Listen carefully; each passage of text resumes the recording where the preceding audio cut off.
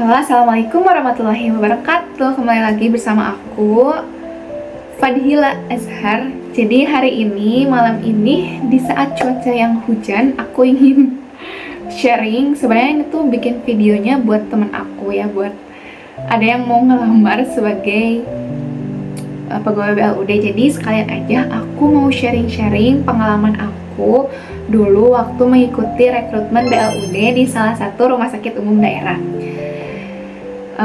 Jadi langsung aja, yang pertama itu aku mau ngasih tahu dulu tahapan-tahapannya. Untuk tahapan rekrutmennya itu yang pertama ada seleksi administrasi, yang kedua itu ada seleksi tes CBT, yang ketiga itu ada tes wawancara, dan yang keempat itu ada tes kesehatan. Nah, kebetulan untuk formasi yang aku lamar itu adalah formasi preka medis. Aku disclaimer dulu, jadi ini aku mau menceritakan pengalaman aku dulu ya. Jadi mungkin beberapa persyaratan atau ketentuan ada yang berubah atau ada yang menyesuaikan. Jadi pokoknya teman-teman baca dengan teliti, dengan seksama ketentuan dan persyaratan yang dilampirkan oleh rumah sakitnya. Baik, kita bahas satu persatu. Jadi yang pertama itu ada seleksi administrasi. Untuk seleksi administrasinya itu dilakukan secara online. Nanti kita tuh masuk ke sebuah website, kita bikin akun dulu, kemudian kita login. Nah, nanti kita masukin lamarannya di situ. Untuk lamarannya itu cuma satu file. Jadi di dalam satu file itu terdapat berbagai persyaratan yang harus kita masukkan.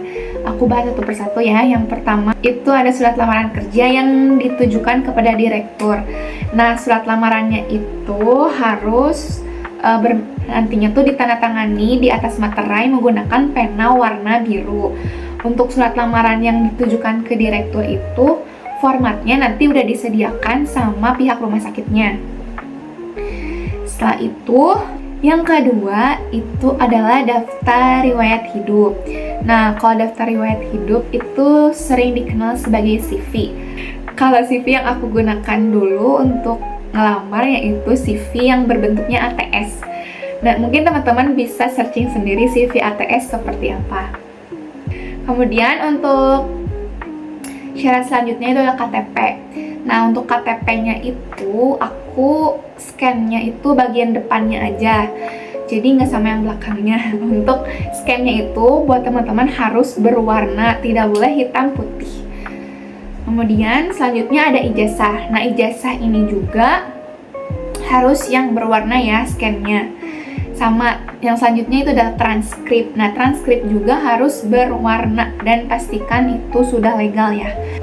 Nah, selanjutnya itu ada foto. Fotonya itu kalau di aku dulu berukuran 4x6 dengan latar belakang warna merah. Nah, kalau dulu itu aku jadi ngambil file yang kan kalau misalnya kita foto di studio itu kan dikasih filenya tuh. Nah, nanti si filenya itu kita masukin ke Word, nanti diformatin aja 4x6 itu berapa senti. Nah, nanti tinggal masukin aja, nanti aku kasih deh screenshotannya. Oke, selanjutnya itu ada surat keterangan sehat. Untuk surat keterangan sehat ini pastikan yang pertama itu masih berlaku, yang kedua itu harus ditandatangani oleh dokter yang memiliki SIP. Jadi selain tanda tangan, kalau di aku itu ada cap instansi, kemudian nanti ada cap dokternya, di mana di cap dokternya itu ada nama dokternya dan nomor SIP-nya. Nah, pastikan itu tuh ada di surat keterangan sehat teman-teman semua. Ya, yang pasti kalau aku dulu surat keterangan sehatnya buatnya di puskesmas. Next, untuk persyaratan selanjutnya itu ada SKCK. Nah, untuk SKCK itu sendiri pastikan juga yang pertama masih berlaku. Jadi kalau misalnya teman-teman yang udah buat, dilihat lagi masa berlakunya itu sampai kapan, karena ada batas waktunya gitu. Nah, kalau misalnya udah melebihi batas waktu, silakan perpanjang aja ke Polres setempat. Nah, yang kedua itu pastikan SKCK-nya itu dibuat di Polres. masing-masing daerah. Kalau misalnya aku kan dulu di Tasik, jadi aku bikinnya di Polres Tasik. Karena kalau misalnya teman-teman bikin di Polsek, itu kemungkinan akan didiskualifikasi karena di ketentuannya juga dijelaskan harus dibuat di Polres. Jadi teman aku ada yang pernah cerita dia gagal di SKCK-nya. Karena apa? Karena SKCK yang dia bikin itu di Polsek, kan harusnya di Polres. Jadi pastikan buat SKCK-nya itu di Polres. Kemudian selanjutnya, karena aku melamar sebagai pereka medis, harus ada STR atau surat tanda registrasi. Nah, STR-nya itu kebetulan karena aku dikasihnya file tidak berupa cetak gitu, berupa cetak hard file, jadi aku tinggal masukin aja. Jadi pastiin semua berkas scan-nya itu harus berwarna, tidak boleh yang hitam putih. Selanjutnya itu ada surat pengalaman atau misalnya sertifikat pernah mengikuti pelatihan. Nah, kalau yang sertifikat itu aku masukin satu sertifikat pengalaman magang aku di sebuah rumah sakit. Nah, aku karena pernah magang di salah satu rumah sakit di Bandung, salah satu rumah sakit besar di Bandung, jadi aku masukinnya cuma satu. Tapi kalau misalnya teman-teman mungkin punya banyak pengalaman atau magang atau lain sebagainya, atau mungkin pernah kerja di suatu instansi, berarti masukin aja sertifikat pengalaman kerjanya. Karena aku melamarnya itu waktu dulu sebagai fresh graduate, jadi belum punya pengalaman kerja, otomatis aku masukinnya sertifikat magang aku. Kemudian yang terakhir itu ada surat pernyataan. Nah, surat pernyataan ini kayak menyatakan gitu bahwa kita tuh tidak terikat dengan instansi pemerintah ataupun swasta. Kemudian kita juga tidak menjadi anggota pengurus partai politik dan bersedia bekerja secara full time. Nah, untuk surat pernyataannya ini juga bisa diunduh nanti di websitenya. Jadi yang diunduh di websitenya itu ada surat lamaran dan surat pernyataan, di mana surat lamaran dan surat pernyataan ini harus menggunakan materai dan ditandatangani menggunakan pulpen warna biru.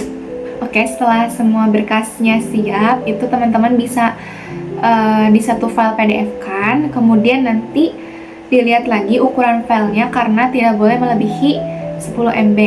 Pokoknya pastikan semua scanan itu tidak berwarna hitam putih, jadi harus berwarna ya. Setelah kita masukin semua berkas lamaran kita tinggal tunggu aja waktu pengumumannya. Nah, nanti tuh ada kayak sebuah filenya, nanti dikasih sama rumah sakitnya, kita tinggal unduh, nanti kita tinggal lihat nama kita, formasinya, dan hasilnya seperti apa. Kalau misalnya lulus, nanti tuh ada pernyataan hasilnya lulus verifikasi. Jadi semua pelamar itu nanti kita bisa tahu berapa banyak saingan kita, berapa banyak yang lulus di file tersebut. Kemudian kita juga bisa lihat kita lulus atau tidaknya di akun masing-masing yang kita masuk ke website tadi. Kita bisa lihat kita lolos atau tidak. Nah, kalau misalnya teman-teman ada yang tidak lulus, nanti juga bisa tahu tidak lulusnya itu di bagian apa. Nah, untuk tes tulisnya itu dilakukan secara offline di rumah sakit. Tes tulisnya itu kita harus menggunakan device pribadi ya, kita harus bawa laptop, bawa chargeran. Nah, untuk farmasi pereka medis, mungkin teman-teman ada yang bertanya harus bawa ICD atau enggak. Kalau dulu aku tidak membawa ICD karena ICD-nya itu nanti panitia tuh menyediakan berupa soft file. Jadi ada ICD 9 sama ICD 10. Nah, untuk tes tulisnya itu jadwalnya kalian bisa lihat di kartu ujiannya. Nah, di kartu ujiannya itu kita bisa tahu kita tes tulis di hari apa dan jam berapa.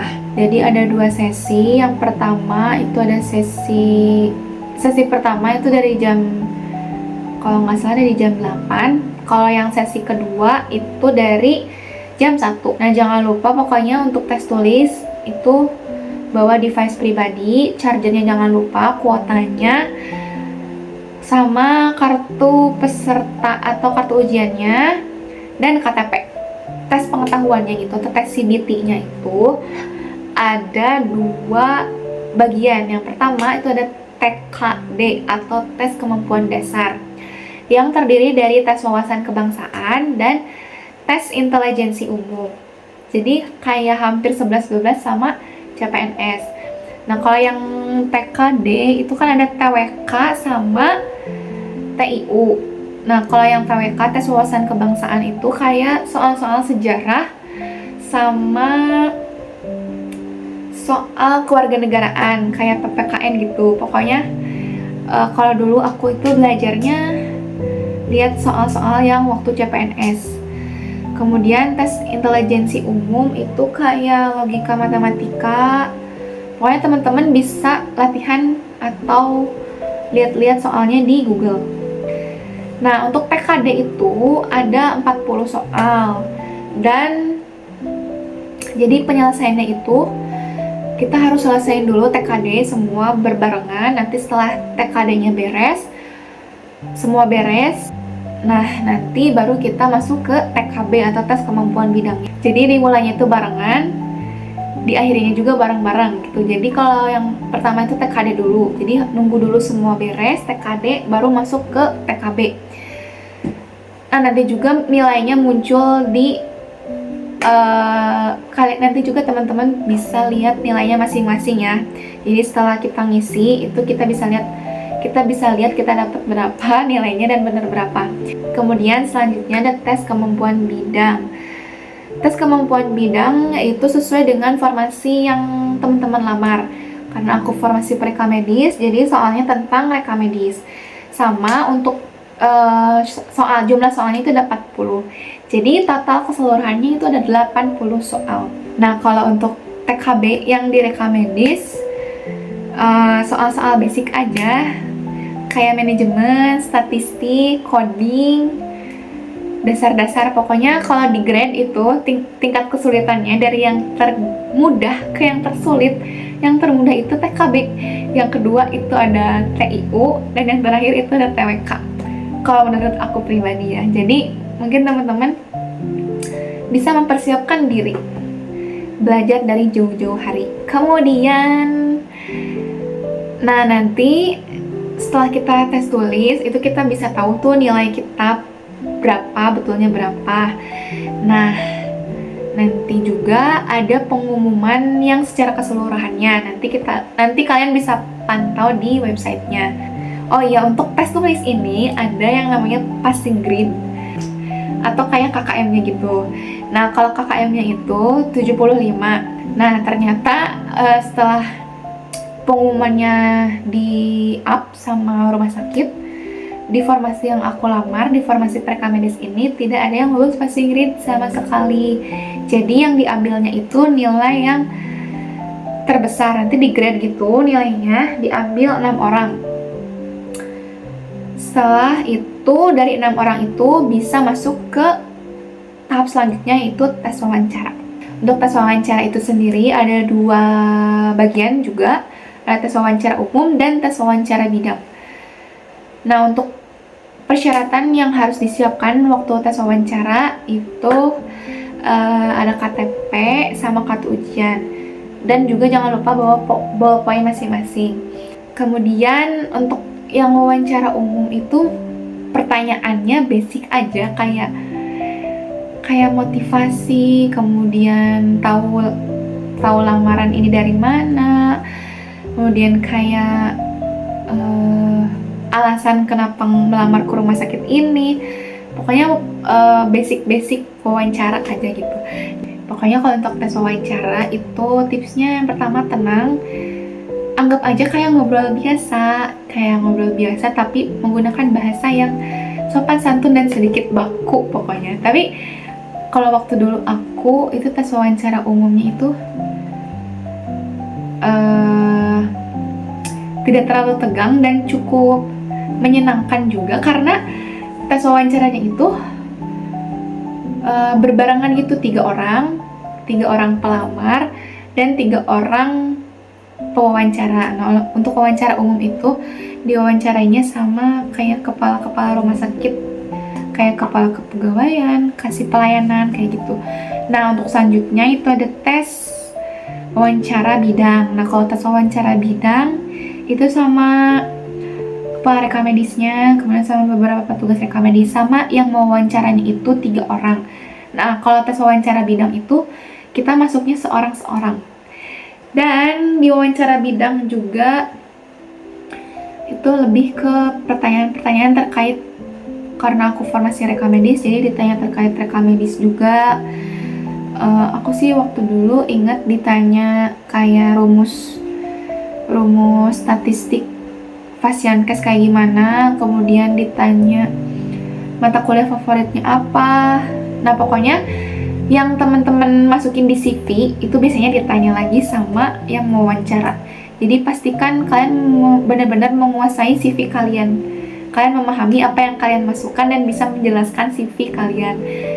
Nah, kalau dulu aku juga ditanya terkait kegiatan sehari-hari pas lagi nunggu kerja itu apa aja.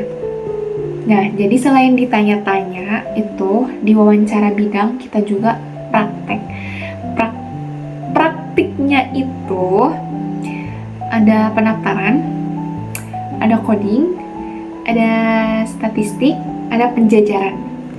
Nah, dari 4 stase itu dikasih waktu 2 menit.